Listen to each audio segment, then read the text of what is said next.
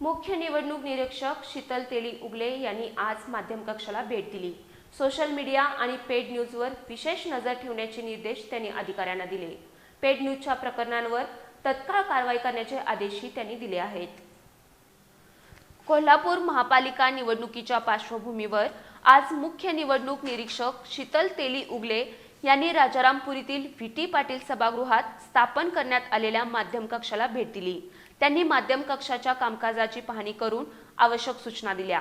Social media, paid news तसंच जाहिरातींशी संबंधित व्यवस्थेची त्यांनी माहिती घेतली।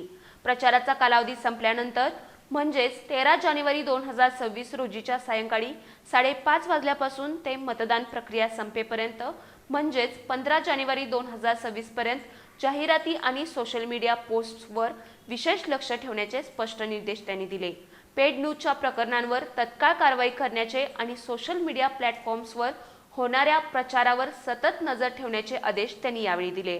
यावेळी प्रशासक तथा मुख्य निवडणूक अधिकारी के. मंजुलक्ष्मी, अतिरिक्त आयुक्त रविकांत अडसूळ, माध्यम कक्षाचे नोडल अधिकारी मोहन सूर्यवंशी उपस्थित होते।